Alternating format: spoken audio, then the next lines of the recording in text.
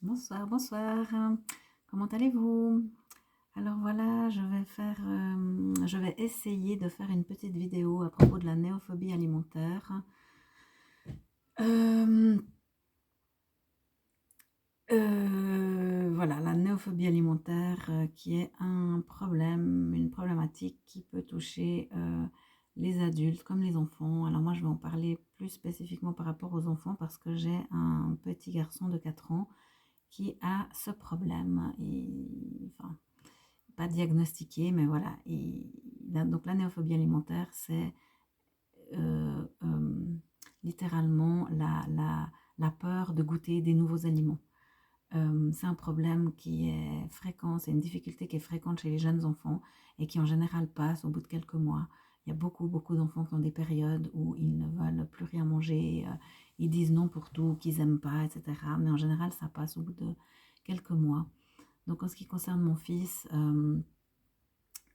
il a cette difficulté depuis on a commencé à passer aux morceaux de nourriture. Je ne sais pas exactement quel âge il avait, mais je pense qu'il avait autour des une année, quoi. Euh, et c'est vrai qu'il a refusé, en fait, tout de suite les morceaux que je lui proposais. Il ne voulait pas manger des morceaux. Et puis bon, j'ai fini par insister parce que moi, de toute façon, j'en avais marre de faire des purées. Et puis, j'ai dû beaucoup insister, je me rappelle au début, même pour les pâtes et les frites. Je me rappelle que je lui disais, mais Ismaël, tout le monde, tous les enfants aiment les frites. Mais il était là, il voulait pas manger. Et puis bon, il a fini par goûter et les pâtes et les frites. Et maintenant, ça fait partie de ces aliments qu'il accepte. Mais voilà, il a une petite sélection d'aliments, une sélection restreinte d'aliments. Et il n'accepte que ça et il ne veut jamais goûter des nouveaux aliments. Donc c'est assez embêtant quand même parce que ben, surtout pour les moments genre en collectivité, donc mon fils il va à la crèche depuis ses 9 mois, au début il allait 2 jours par semaine, maintenant il y va 3 et puis ben, la crèche c'est pareil, donc dès qu'ils ont commencé à lui servir les repas normaux, il a arrêté de manger au repas de midi en fait, sauf s'il y a des pâtes ou du riz. Voilà, en général, c'est à peu près tout. Ils ne mangent pas de pommes de terre, ils ne mangent pas les sauces, ils ne mangent aucun légume, sauf les épinards hachés en branches, hachés à la crème d'un certain magasin, une seule marque, et c'est mélangé avec des pâtes. Euh, voilà, ils mangent des pizzas margherita, ils mangent certains raviolis, mais pas tous. Et puis heureusement, il mange des fruits, mon fils.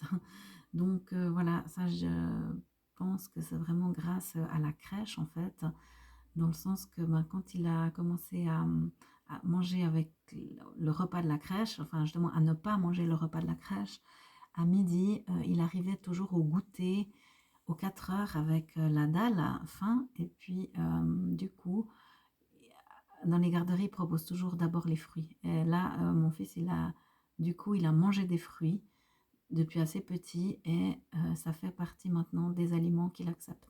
Pas tous les fruits, mais certains. Il mange des pommes, des poires, des kiwis, des bananes, des oranges et des framboises. Et voilà, et ouais, des oranges, j'ai dit. Voilà, mais enfin, c'est quand même déjà vraiment super cool parce que je peux vous dire qu'il y a certains néophobes. Moi, je me suis un peu documentée. Je fais partie d'un groupe Facebook de néophobes alimentaires et il y a certaines personnes, c'est vraiment, voilà, qui ont mangé un à deux aliments pendant 20 ans de leur vie, ou jamais aucun fruit, jamais aucun légume. Donc voilà, mon fils, heureusement parce que ça me stresserait vraiment complètement si c'était le cas, mais il mange quand même certains aliments qui sont sains. D'ailleurs, il n'aime pas que les cochonneries. Il est néophobe aussi pour certaines cochonneries, c'est-à-dire que alors, il adore les bonbons et le chocolat, mais il y a certains bonbons qu'il n'aime pas, qu'il va refuser. Le chocolat, il refuse pas grand-chose, mais par exemple, il refuse la mousse au chocolat, l'éclair au chocolat, le carac, le pain au chocolat, alors qu'il adore le chocolat, mais voilà, il aime juste le chocolat tout seul. Il n'aime pas mélanger les aliments non plus. Il ne mange aucune sauce. ouais, voilà. Donc en fait, bon, moi je me suis à peu près habituée à la maison, mais c'est compliqué quand même quand on est à l'extérieur. Là, ça fait maintenant 3 ans à la crèche qu'au repas de midi, ils mangent rien, sauf s'il y a des pâtes ou du riz. Et de temps en temps, il y a deux, trois autres petits trucs qu'il accepte. Enfin, s'il y a de la pizza, mais il y en a vraiment très rarement. Et puis les falafels, ceux de la crèche, il les mange. Moi, quand je lui en fais, en général, il n'est pas d'accord.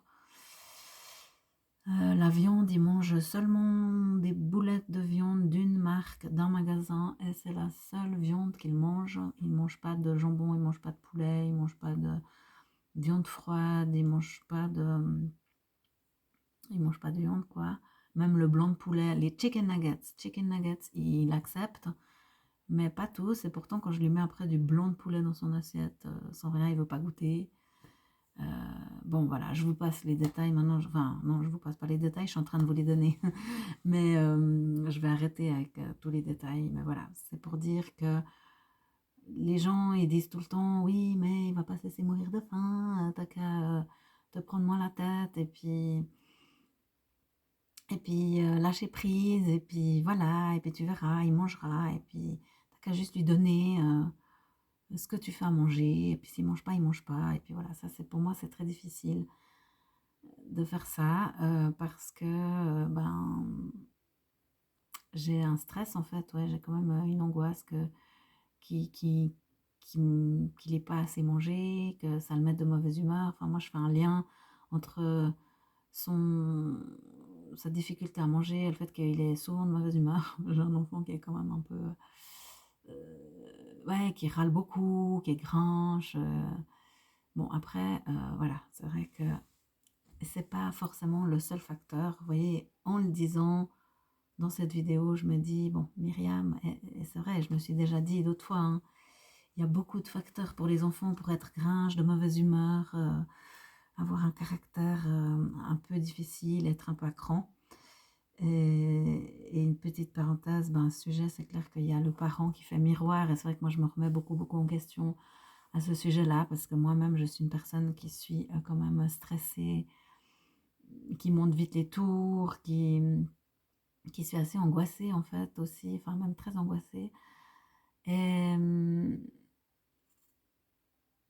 et voilà, je pense que toute ma tension intérieure euh, déteint sur mon fils en fait. Et ça, bon voilà, tout le monde sait, on dit bien les enfants sont des éponges. Alors oui, vraiment, les enfants sont des éponges et moi je ressens que mon fils, il est très sensible et qui ressent mon stress général et de plus mon stress avec l'alimentation.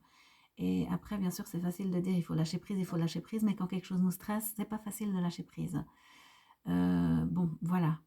En gros, pour moi, c'est très compliqué à vivre, cette histoire de néophobie alimentaire. Et ce que je voudrais dire encore, c'est qu'en fait, c'est fou parce qu'en fait, moi-même, j'étais comme ça quand j'étais petite. Alors, je sais pas quand j'avais 4 ans parce que mes parents ne se rappellent pas, euh, n'ont jamais pu me dire réellement, mais je sais que justement, je ne mangeais pas du tout de sauce. J'étais dégoûtée par beaucoup de choses et je ne goûtais rien de nouveau. Et moi, personnellement, ça m'est passé au début de la vingtaine. J'avais commencé à avoir pas mal d'amis et puis qui mangeaient de tout. Et je sais pas, j'ai débloqué gentiment parce que j'ai décidé de commencer à goûter des choses. Et maintenant, à presque 48 ans, je mange pratiquement tout et j'ai le monstre plaisir à manger. J'adore manger et je kiffe plein de trucs. Et des fois, avec Ismaël, je suis là, mais pourquoi est-ce que tu préfères manger tes pâtes avec rien du tout dessus, alors qu'il y a des sauces tellement bonnes et des trucs tellement bons à goûter.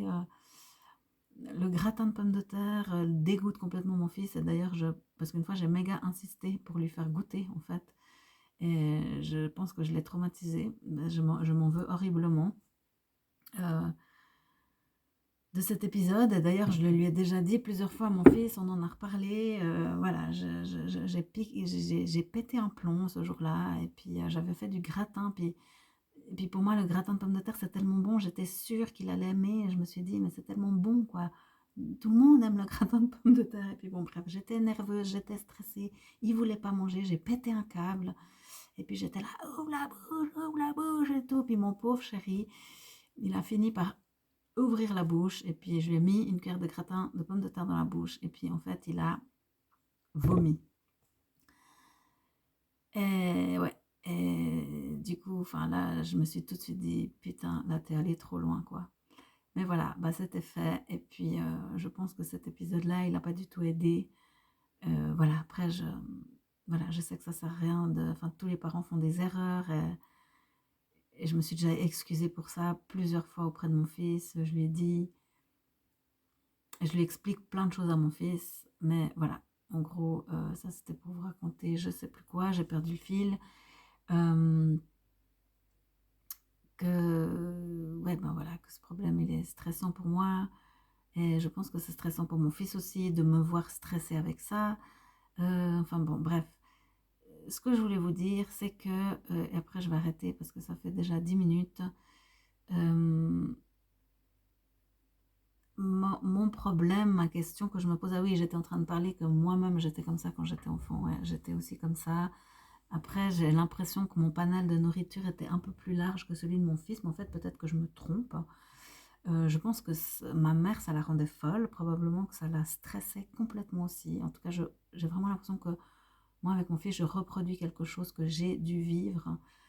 Et ce qui est vraiment difficile pour moi, justement, c'est de savoir, en fait, dans quelle mesure est-ce que réellement il a un problème, entre guillemets, ou est-ce que c'est un blocage que j'ai créé moi, ou est-ce que c'est aussi après que, ben, vu que moi j'en parle régulièrement, d'ailleurs certainement trop souvent, d'ailleurs ça, là j'ai vraiment décidé d'arrêter d'en parler devant lui, parce qu'en fait le fait que j'en parlais trop souvent devant lui, ben, après les enfants ils testent, ils voient qu'ils ont un pouvoir. Enfin, je pense que voilà, il y a aussi une partie de lui parfois, des fois qui fait ça, bien sûr inconsciemment, mais c'est vrai que j'ai l'impression que pour Ismaël c'est un peu un mélange.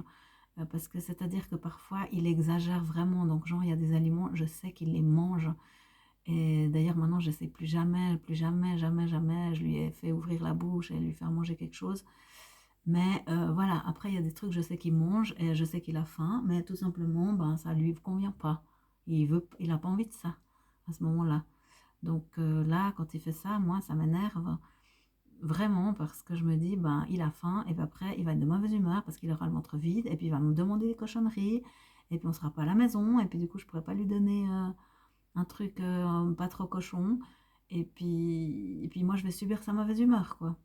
Donc quand c'est comme ça, en fait, je me dis, mais merde, maintenant, je vais arrêter de lui donner juste tout ce qu'il aime, et puis je vais faire justement le truc, que je lui sers les choses, et que je lui sers ce qu'il y a, et puis que s'il mange pas, il mange pas, et puis voilà. Puis des fois, je me dis ça, et puis après quand j'arrive parfois à le chercher à la crèche à 18h et que je sais qu'il a rien mangé toute la journée, genre le matin, il boit du lait, je sais que souvent, il déjeune pas à la crèche, s'il mange pas le repas de midi, et puis à 4h, ben, il mange des fruits, et puis voilà, des fois, c'est tout, parce que parfois, s'il y a par exemple une tarte aux pommes, il va pas manger, s'il y a du crumble, il va pas manger, s'il y a alors, les cakes, en général, ça va, mais il ne faut pas qu'il y ait des morceaux dedans. Le fromage, il ne mange pas. Enfin, bref, je m'égare. Euh, Qu'est-ce que je voulais dire? Je vais terminer cette vidéo en vous expliquant juste que depuis une semaine, j'ai décidé de planifier les menus. C'est d'ailleurs ma sœur ça fait longtemps qu'elle me dit qu'il faut que je fasse ça. Et puis en fait, je n'arrivais pas à le faire. J'arrivais jamais vraiment à le faire. Bon, ça, c'est encore toute une histoire de moi, parce qu'en fait, moi, voilà, avant d'avoir un enfant, ça faisait pas mal d'années que j'étais célibataire, que je vivais seule en tout cas, et que je mangeais pas de façon vraiment correcte. C'est-à-dire, je mangeais pas mal, mais c'est pas que je me faisais un repas et que je me mettais à table et que je mangeais de façon régulière. Parce que je mangeais toujours de façon irrégulière, je grignotais, je rentrais du boulot, je mangeais debout devant ma cuisinière, un reste de soupe, du pain et du fromage, je me faisais une petite salade, vite fait, ensuite, ouais, voilà, je mangeais de façon irrégulière. Donc voilà, j'ai jamais eu cette habitude de planifier des repas en fait, genre jamais quoi, enfin non pas jamais, peut-être quand j'étais en couple il y a 15 ans, ouais voilà, ça fait longtemps. peut-être un petit peu, mais c'est vrai qu'avec un enfant, ben, c'était déjà un truc qui me stressait. Comment je vais faire quand j'aurai mon enfant? Et puis, ben voilà, je me suis retrouvée dans la merde à faire n'importe quoi. Et donc, à essayer de lui faire genre un repas pour lui, un repas pour moi, qu'on mange séparément parce que j'ai pas eu le temps de finir les deux trucs. Lui mettre des assiettes compartimentées, moi me faire tout autre chose. Enfin bref, et puis tout à coup là, il y a 10 jours, j'ai dit c'est bon, j'arrête là, j'essaye ce que ma soeur elle m'a dit, donc de planifier des menus, même avec des choses simples, avec des choses que je sais qu'il mange. Et puis je m'y tiens, et puis je fais ça. J'en parle pas, je lui sers ça, je mange moi aussi la même chose, je nous fais 2 assiettes et on verra bien.